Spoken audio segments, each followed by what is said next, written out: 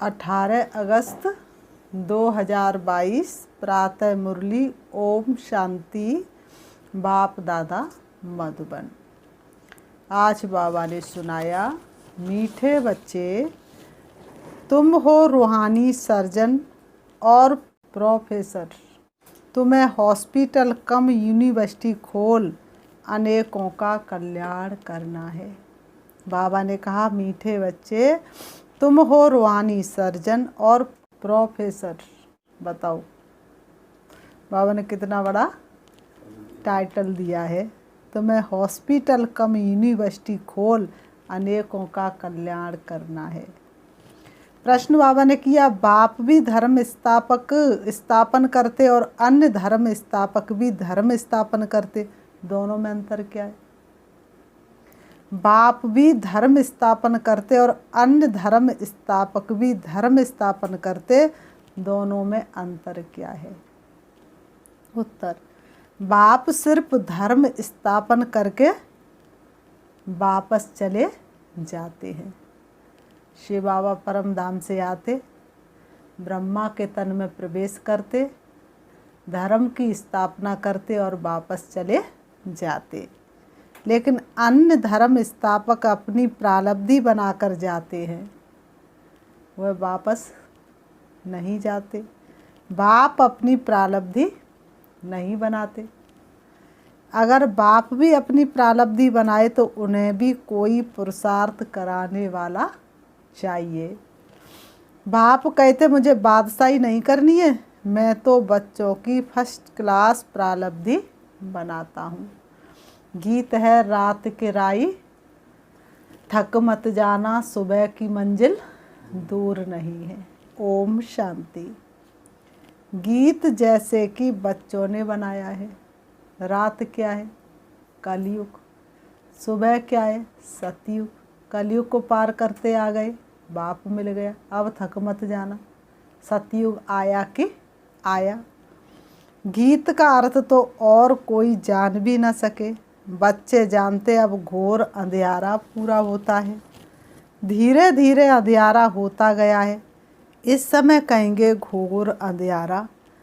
अभी तुम राही बने हो सोजरे में जाने के लिए अथवा शांति धाम पियर घर जाने के लिए। वह है पावन पियर घर और ये है पतित पियर घर। प्रजापिता में जो प्यू बैठा है, प्रजापिता ब्रह्मा में कौन बैठा है? प्यू बैठा है, प्राणों का पति बैठा है ना। बाबा ने कहा, प्रजापिता में जो कौन बैठा है? प्यू बैठा है ना। सब उसको पहचानते नहीं हैं। बाबा ने कहा, उनको तुम बाप कहते हो, वह तुमको पवित्र बनाकर अपने घर ले जाते हैं। पिता वह भी है, पिता ये भी है। बाबा ने कहा, ब्रह्मा बाबा भी पिता और वह भी पिता। वह है निराकार, ये है साकार। बच्चे कहने वाला सिवाय बेहद के बाप के और कोई हो ना सके। बाप ही कहते हैं क्योंकि बच्चों को साथ घर ले जाना है। पवित्र बनाया और नॉलेज दी। बच्चे समझते हैं पवित्र तो जरूर बनना है। बाप को याद करना है और सारे सृष्टि चक्र को याद करना है। इस ज्ञान से तुम एवर हेल्दी बनते हो। कोई कहते हमारे लिए कोई सेवा बोलो। सेवा यही है। बाबा ने कहा, कोई आएंगे देखेंगे बहुत श्रेष्ठ कार्य है, बहुत पवित्र कार्य है, तो कहेंगे हमारे लिए कोई सेवा बताओ। तो बाबा ने कहा, सेवा यही है, 3 पैर पृथ्वी के देकर उसमें रूहानी कॉलेज और हॉस्पिटल खोलो। बस इससे बड़ी कोई सेवा नहीं है। तो उन पर कोई बोझा भी नहीं पड़ेगा। 3 पैर पृथ्वी कोई ऐसे नहीं कि किसी को दे देने हैं। 3 पैर पृथ्वी माना एक आने वाला जिज्ञासु और एक स्वयं हम समझाने वाले और एक शिव बाप दादा का चित्र। ये 3 पैर पृथ्वी से तुम स्वर्ग के मालिक बन जाओगे। इसमें मांगने की तो बात ही नहीं। राय देते, अगर तुम्हारे पास पैसे हैं तो रूहानी हॉस्पिटल खोलो। ऐसे भी बहुत है जिनके पास पैसे नहीं है, वह भी हॉस्पिटल कम यूनिवर्सिटी खोल सकते हैं। और उनका खुद तो रहते होंगे ना, झोंपड़ी में रहते होंगे, उसमें ही 1 घंटे के लिए 3 पैर पृथ्वी दे दो। बाबा ने कहा आगे चल तुम देखेंगे बहुत हॉस्पिटल खुल जाएंगे। तुम्हारा नाम रूहानी सर्जन लिखा होगा। रूहानी सर्जन और प्रोफेसर। रूहानी कॉलेज व हॉस्पिटल खोलने में कुछ भी खर्चा नहीं है। मेल अथवा फीमेल दोनों रूहानी सर्जन अथवा प्रोफेसर बन सकते हैं। आगे फीमेल नहीं बनती थी, आगे फीमेल कोई भी नौकरी नहीं करती थी। व्यवहार कार्य पुरुषों के हाथ में था। आजकल तो माताएं निकली हैं, तो अब तुम भी ये रूहानी सर्विस करते हो। बाबा कहते अब तुम भी ये रूहानी सर्विस करते हो। ज्ञान की चटक लगी हुई हो फिर किसको भी समझाना बड़ा सहज है। चटक नहीं लगी होगी तो अनमने मन से समझाने से कोई समझेगा नहीं। घर पर बोर्ड लगा दो, कोई बड़ी हॉस्पिटल कोई छोटी भी होती है। अगर देखो बड़ी हॉस्पिटल में ले जाने वाला पेशेंट है तो बोलना चाहिए कि चलो हम आपको बड़ी हॉस्पिटल में ले चले, वहाँ बड़े बड़े सर्जन हैं। छोटे सर्जन बड़े सर्जन के पास भेज देते हैं। डॉक्टर भी क्या करते हैं, अपने बस में मरीज नहीं होता है तो दूसरे हॉस्पिटल में ट्रांसफ़र कर देते हैं, अपनी फ़ी ले लेते हैं, फिर समझते ये मरीज ऐसा है, इसको बड़ी हॉस्पिटल में ले जाना चाहिए, ऐसी राय देते हैं। तो ऐसे सेंटर खोल बोर्ड लगा दो तो मनुष्य बंडर खाएंगे ना। ये तो कॉमन समझने की बात है। कलयुग के बाद सतयुग जरूर आता है। भगवान बाप ही नई दुनिया स्थापन करने वाला है। ऐसा बाप मिल जाए तो हम क्यों ना वर्षा लेवे। ऐसा बाप मिल जाए जो 21 जन्मों की बादशाही दे तो हम क्यों ना वर्षा ले। मन वचन कर्म से इस भारत को सुख देना है। मन वचन कर्म सो भी रूहानी। मनसा अर्थात याद और वचन तो सुनाते ही दो हैं, मन मनाभव और मध्याजीभव। बाप और वर्षे को याद करो। 2 वचन हुए ना, मैंने कहा 2 ही वचनों में तुम्हारा बेड़ा पार है। वर्षा कैसे लिया है, कैसे गवाया, ये चक्र का राज है। बूढ़ियों को भी बाबा कहते बूढ़ी बूढ़ी माताओं को भी शौक होना चाहिए, तो उनकी भी कमाई जमा होती रहेगी। बोलना चाहिए, बाबा ने कहा बोलना चाहिए, हमको सिखलाओ।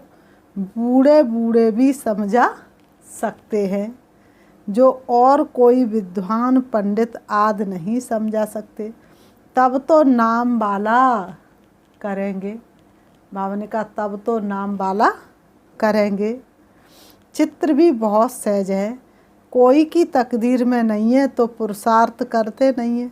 सिर्फ ऐसा नहीं समझना है कि मैं बाबा की हो गई, सिर्फ ऐसा नहीं समझना है कि मैं तो बाबा की हो गई। वह तो आत्माएं बाप की है ही। आत्माओं का बाप परमात्मा है, ये तो सेकंड की बात है। परंतु उनसे वर्षा कैसे मिलता है, वह कब आते ये समझाना है।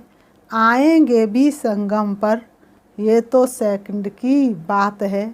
परंतु उनसे वर्षा कैसे मिलता है, वह कब आते हैं ये समझाना है। आएंगे भी संगम पर, समझाते हैं सतयुग में तुमने इतने जन्म लिए, त्रेता में इतने जन्म, 84 का चक्र पूरा किया, अब फिर से स्वर्ग की स्थापना होनी है। बाबा ने कहा 84 का चक्र पूरा हुआ, अब फिर से सतयुग आएगा। कलयुग जाएगा तो सतयुग आएगा। सतयुग में और कोई दूसरे धर्म होते नहीं, इसलिए तो स्वर्ग का गायन है, इसलिए तो लोग स्वर्ग की चाह रखते हैं। कितनी सहज बात है, दूसरों को समझाने से खुशी बहुत होगी। बाबा ने कहा दान करने से ही खुशी होती है। धन है, दान नहीं किया तो कंजूस कहलाएंगे। तो दान करने से ही खुशी होती है, तंदुरुस्त हो जाएंगे, क्योंकि देने वाला तुमको दे रहा है, क्योंकि आशीर्वाद मिलती है ना। बुढ़ियों के लिए तो बहुत सहज है, ये दुनिया के अनुभवी भी है। किसको ये बैठ समझाए तो कमाल कर दिखाएं। काम कुछ है नहीं बूढ़ी बूढ़ी माताओं को, तो आपने कैसे सर्विस में लग जाए तो कमाल करके दिखाएं। सिर्फ बाप को याद करना और बाप से बरसा लेना है। जन्म लिया और मुख से मम्मा बाबा कहने लगते हैं। तुम्हारे आर्गन्स तो बड़े बड़े हैं, तुम तो समझकर समझा सकते हो। बुढ़ियों को बहुत शौक होना चाहिए कि हम तो बाबा का नाम वाला करें। बाबा ने कहा बुढ़ियों को बहुत शौक होना चाहिए और बहुत मीठा बनना चाहिए, मोह ममत्व निकल जाना चाहिए। मरना तो है ही, बाकी बाबा ने कहा 2-4 रोज जीना है तो क्यों ना हम एक से ही बुद्धि योग रखें। अंतमति सो सदगति अपने आप ही कर ले। जो भी समय मिले बाप की याद में रहे और सब तरफ से मोह मिटा देवे। ऐसी अवस्था हो जाए तो उससे ज़्यादा माला माल कौन है, उससे ज़्यादा भाग्यवान कौन है। बाप के अलावा बूढ़ी माताओं को कोई याद ना है तो उनसे ज़्यादा तकदीरवान कोई हो सकता है भला। पर ऐसी अवस्था करने के लिए मेहनत चाहिए। 60 वर्ष के जब होते तो वानप्रस्थ लेते हैं, वह तो बहुत अच्छा समझा सकते हैं। नॉलेज धारण कर फिर दूसरों का भी कल्याण करना चाहिए। बनो महान, करो कल्याण। अच्छे अच्छे घर की बच्चियाँ ऐसा पुरुषार्थ कर और घर घर में जाकर समझाए तो कितना ना कितना नामाचार निकले। पुरुषार्थ कर सीखना चाहिए, शौक रखना चाहिए। ये नॉलेज बड़ी वंडरफुल है। बोलो देखो कलयुग अब पूरा होता है, सबका मौत सामने खड़ा है। कलयुग के अंत में ही बाप आकर स्वर्ग का वर्षा देते हैं। कृष्ण को तो बाप नहीं कहेंगे, वह तो छोटा बच्चा है। उनको सतयुग का राज्य कैसे मिला? जरूर पास्ट जन्म में ऐसा कर्म किया होगा। तुम समझा सकते हो कि बरोबर इन्होंने पुरुषार्थ से ये प्रालब्धि बनाई है। कलयुग में पुरुषार्थ किया है, सतयुग में प्रालब्धि पाई है। वहाँ तो पुरुषार्थ कराने वाला कोई होता नहीं। सतयुग त्रेता में तो पुरुषार्थ कराने वाला कोई होता नहीं। सतयुग त्रेता की इतनी जो प्रालब्धि मिली है, जरूर ऊंचते ऊंच बाप मिला है, जो ही गोल्डन सिल्वर एज का मालिक बनाते हैं, जो ही सोने और चांदी की दुनिया का मालिक बनाते हैं और कोई मालिक बना न सके। बाबा कहते और कोई बना ना सके। जरूर बाप ही मिला है। लक्ष्मी नारायण खुद तो नहीं मिलेंगे। ऐसा भी नहीं कि ब्रह्मा व शंकर मिले। बाबा ने कहा ऐसा भी नहीं कि ब्रह्मा और शंकर मिले। नहीं, भगवान मिला, वह है निराकार। भगवान के सिवाय तो कोई है नहीं जो ऐसा पुरुषार्थ कराए, इतना ऊंचा बनाए। नर से नारायण और नारी से लक्ष्मी बना दे, उससे ऊंचा तो कोई ऐसा है नहीं। भगवान वाच मैं तुम्हारी प्रालब्ध फर्स्ट क्लास बनाता हूँ। ये आदि सनातन देवी देवता धर्म की स्थापना होती है। स्थापना यहाँ ही करनी है, कराने वाला तो एक ही बाप है। और जो धर्म स्थापन करते वह तो एक दो के पिछाड़ी आते रहते हैं। धर्म स्थापन करने वाले प्रालब्धि बना जाते हैं। बाप को तो अपनी प्रालब्धि नहीं बनानी है। अगर प्रारब्धि बनाई तो उनको भी पुरुषार्थ कराने वाला कोई चाहिए। शिव बाबा कहते हैं, मुझे कौन पुरुषार्थ कराएंगे। भगवान वही जिसने किसी की पालना न ली हो, भगवान वही जिसका कोई गुरु ना हो, भगवान वही जो किसी से सीखा हुआ ना हो। तो बाबा ने कहा, मेरा पार्ट ही ऐसा है, मैं बादशाही नहीं करता हूँ, ये ड्रामा बना बनाया है। बाबा कहते ये ड्रामा बना बनाया है। बाप बैठ समझाते हैं, मैं तुमको सभी वेदों शास्त्रों का सार समझाता हूँ। मनुष्यों के द्वारा लिखे हुए वेदों शास्त्रों का सार भगवान ही आकर के समझाते हैं। ये सब है भक्ति मार्ग पुकारने की पुस्तकें, सिर्फ पुकारते रहते हैं। अब भक्ति मार्ग पूरा होता है, जिसे बुलाया वो आ गया। वह है उतरती कला, भक्ति करते आते और सीढ़ी नीचे उतरते जाते। अब तुम्हारी होती है चढ़ती कला।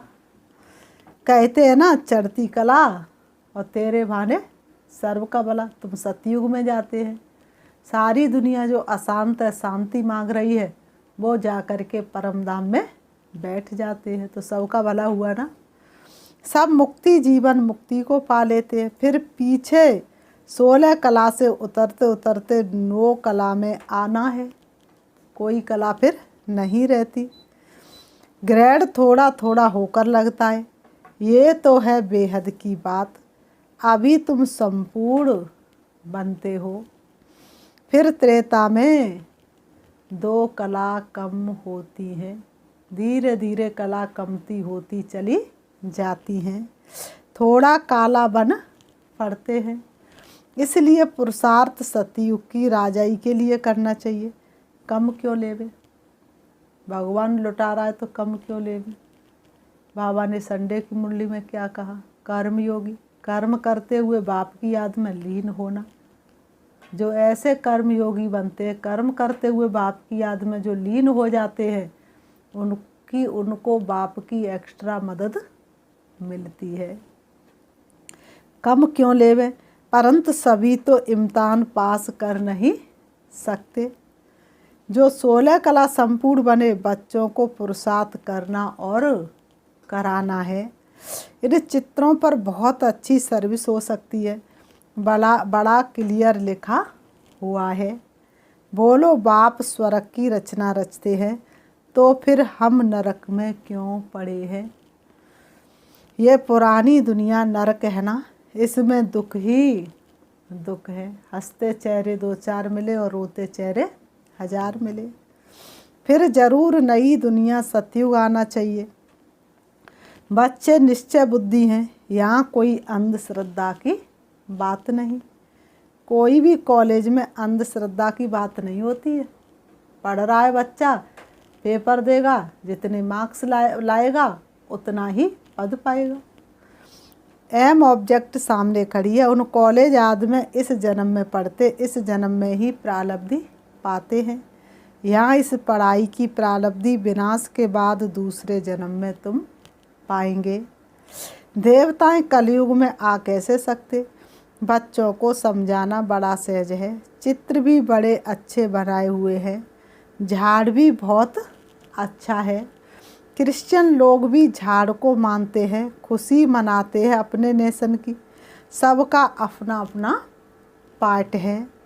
ये भी जानते हो भक्ति भी आधा कल्प होनी है। उसमें यज्ञ तप तीर्थ आदि सब होते हैं। बाप कहते हैं, मैं उनसे नहीं मिलता हूँ। जब तुम्हारी भक्ति पूरी होती है तब भगवान आते हैं। आधा कल्प है ज्ञान, आधा कल्प है भक्ति। झाड़ में क्लियर लिखा हुआ है। सिर्फ चित्र हो बिगर लिखत उस पर भी समझा सकते हो। चित्रों तरफ अटेंशन चाहिए। इनमें कितनी वंडरफुल नॉलेज है। ऐसे थोड़ा ही है कि शरीर लौट लिया है तो उसको अपनी मिल्कियत समझेंगे। बाबा ने कहा नहीं, इनमें कितनी वंडरफुल नॉलेज है। बाबा ने कहा नहीं समझेंगे, मैं किराएदार हूँ, ये ब्रह्मा खुद भी बैठे हुए हैं, उनको भी बिठाना है। जैसे किसी मकान में खुद मालिक भी रहते और किराएदार भी रहते हैं, तो ब्रह्मा बाबा की आत्मा भी बैठी है और बाजू से शिव बाबा की आत्मा भी आकर के बैठ जाती है। बाबा तो सारा समय इसमें नहीं रहेंगे। इनको हुसैन का रथ कहा जाता है। जैसे क्राइस्ट की आत्मा ने किसी बड़े तन में प्रवेश कर क्रिश्चियन धर्म स्थापन किया। छोटेपन में शरीर दूसरे का था, वह छोटेपन में अवतार नहीं था, साधारण जन्म हुआ था। लेकिन क्राइस्ट ने जब प्रवेश किया तो कितना नाम हुआ। नानक में भी पीछे सोल प्रवेश कर सिख धर्म स्थापन करती है। ये बातें वह लोग समझ नहीं सकते, ये बहुत समझ की बातें हैं। पवित्र आत्मा ही आकर धर्म स्थापन करती है। अभी कृष्ण तो है सतयुग का पहला राजकुमार, उनको द्वापर में क्यों ले गए हैं? सतयुग में लक्ष्मी नारायण का राज्य दिखाते हैं। ये भी तुम जानते हो, राधे कृष्ण ही लक्ष्मी नारायण बनते हैं। बाबा ने कहा बचपन में जो राधे कृष्ण और स्वयंवर के बाद वही लक्ष्मी नारायण फिर विश्व के मालिक बनते हैं। बाबा ने कहा उनकी राजधानी कैसे स्थापन हुई, ये किसकी भी बुद्धि में नहीं है। तुम जानते हो बाप एक ही बार अवतरित होते हैं, अवतरित होकर भाग्य विधाता भाग्य हमारा जगा रहा, पतितों को पावन बनाते हैं। कृष्ण जयंती पर भी सिद्ध करना है कि श्री कृष्ण ने तो ज्ञान दिया नहीं, जिसने उसको बनाया पहले तो उनकी जयंती मनानी चाहिए। शिव जयंती पर मनुष्य व्रत आदि रखते हैं, लोटी चढ़ाते हैं, सारी रात जागते हैं। यहाँ तो है ही रात, इसमें जितना जीना है उतना क्या करना है, पवित्रता का व्रत रखना है। व्रत धारण करने से ही पवित्र राजधानी के मालिक बनते हैं। श्री कृष्ण जयंती पर समझाना चाहिए कि कृष्ण गोरा था अभी सांवरा बन गया। इसलिए क्या कहते हैं श्री कृष्ण को, श्याम सुंदर कहते हैं। कितना सहज ज्ञान है। श्याम सुंदर का अर्थ समझाना है, चक्र कैसे फिरता है। सतयुग त्रेता द्वापर कलयुग फिर आता है संगम। तुम बच्चों को खड़ा होना चाहिए। शिव शक्तियों ने भारत को स्वर्ग बनाया है, ये किसको पता नहीं। बाप भी गुप्त, ज्ञान भी गुप्त और शिव शक्तियाँ भी गुप्त। तुम चित्र लेकर किसी के भी घर में जा सकते हो। बोलो तुम सेंटर पर नहीं आते हो, इसलिए हम तुम्हारे घर पर आए हैं। इसमें निरंकारी पना बहुत चाहिए। तुमको सुखधाम का रास्ता बताने तो वह समझेंगे ये हमारे शुभ चिंतक हैं। यहाँ कनरस की बात नहीं। पिछाड़ी में मनुष्य समझेंगे कि बरोबर हमने लाइफ व्यर्थ गवाई। लाइफ तो अनोखी है, लाइफ तो अनोखी है। फिर बाबा ने कहा अच्छा, मीठे मीठे सिखी लते बच्चों प्रति माता पिता बाप दादा का याद प्यार और गुड मॉर्निंग। रूहानी बाप की रूहानी बच्चों को नमस्ते। हम रूहानी बच्चों की रूहानी बाप दादा को याद प्यार और नमस्ते नमस्ते नमस्ते नमस्ते नमस्ते। धारणा के लिए मुख्य सार नंबर 1, नष्टो मोहाबन एक बाप से ही अपना बुद्धि योग रखना है। नष्टो मोहाबन एक बाप से ही अपना बुद्धि योग रखना है। देई अभिमानी बन यही शिक्षा धारण करनी और करानी है। नंबर 2, मन वचन कर्म से भारत को सुख देना है। मुख से हर एक को ज्ञान के 2 वचन सुनाकर उनका कल्याण करना है। शुभ चिंतक बन सबको शांति धाम सुख धाम का रास्ता बताना है। वरदान, बेफिक्र बादशाह की स्थिति में रहे, वायुमंडल पर अपना प्रभाव डालने वाले मास्टर रचयिता भव। बेफिक्र बादशाह की स्थिति में रहे, वायुमंडल पर अपना प्रभाव डालने वाले मास्टर रचयिता भव। स्पष्टीकरण, जैसे बाप को इतना बड़ा परिवार है फिर भी बेफिक्र बादशाह है।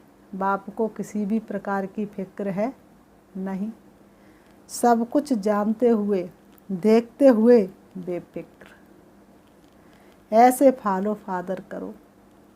सबकी जन्म पत्री बाप के पास है, सब कुछ जानते हुए भी कभी बाबा चिंता में आते हैं क्या?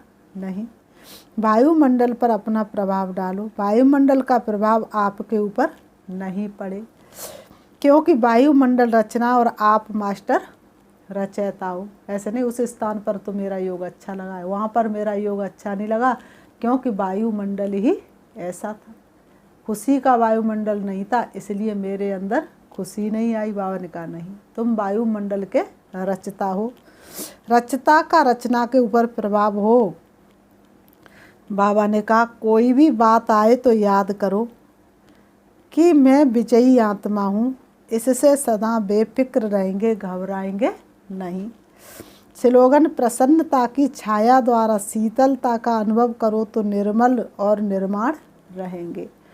प्रसन्नता की छाया द्वारा शीतलता का अनुभव करो तो निर्मल और निर्माण रहेंगे। अच्छा, ओम शांति, ओम शांति। अभी हम 5 मिनट शिव बाबा को याद करते हैं। चारों तरफ से अपने मन को हटाएंगे, देखेंगे अपने आप को चमकते हुए सितारे के रूप में। मैं आत्मा शक्ति स्वरूप हूँ, लाइट स्वरूप हूँ। मेरा प्रकाश चारों तरफ फैला हुआ है। मैं आत्मा परम धाम शांति धाम की रहने वाली हूँ। प्यारे पिता परमात्मा की सबसे प्रिय संतान हूँ। मैं कोटों में कोई हूँ। मैं पद्मा पदम भाग्यशाली हूँ। स्वयं भगवान ने मुझे चुना है। भाग्य की कलम मेरे हाथ में दी है। अब मैं आत्मा अपने पिता परमात्मा से मिलने के लिए इन देह रूपी वस्त्रों से अलग होकर चली जा रही हूँ। सूरज चांद सितारों से पार, सूक्ष्म वतन, फरिश्तों की दुनिया, फरिश्तों के बादशाह ब्रह्मा बाबा, उनकी भ्रकुटी में विराजमान शिव बाबा। मैं उनके सन्मुख फरिश्ते की चमकीली ड्रेस के साथ हूँ। बाप दादा का रूई जैसा हल्का हाथ मेरे सिर पर है। उनके वरदानी हस्त से शक्तिशाली किरणें निकल के मुझ फरिश्ते के अंग अंग में समा रही हैं और मुझ फरिश्ते से निकलती हुई लाइट सृष्टि ग्लो पर पड़ रही है। संपूर्ण सृष्टि ग्लो लाइट से घिरा हुआ है। बाप दादा मुझे वरदानों से भरपूर कर रहे हैं। मुझे अनुभव हो रहा है बाप दादा से मेरा साकार मिलन हो रहा है। मैं भरपूर होती जा रही हूँ। मुझ में शक्तियाँ समाती जा रही हैं। मेरे मन का कोना कोना पवित्र होता जा रहा है। मुझ फरिश्ते की चमक बढ़ती जा रही है। बाप दादा की दृष्टि मुझे संपूर्ण पावन बना रही है। बाप दादा की दृष्टि मुझे संपूर्ण बना रही है। मैं फरिश्ता बाप दादा से मिलन मना रहा हूँ। बाप दादा की शक्तियाँ मेरी कमी कमजोरी को समाप्त कर रही हैं। अब मैं अपनी फरिश्ते की ड्रेस को सूक्ष्म वतन में ही छोड़कर चमकते हुए सितारे के रूप में नीचे चली आ रही हूँ। रंग बिरंगी किरणों को चारों तरफ फैलाती हुई मैं आत्मा आ जाती हूँ सृष्टि रंगमंच पर। आकर के दोनों ग्रहों के बीच भ्रकुटी में विराजमान हो जाती हूँ। अब मेरे चारों तरफ का वातावरण बहुत शक्तिशाली है। ओम शांति, ओम शांति।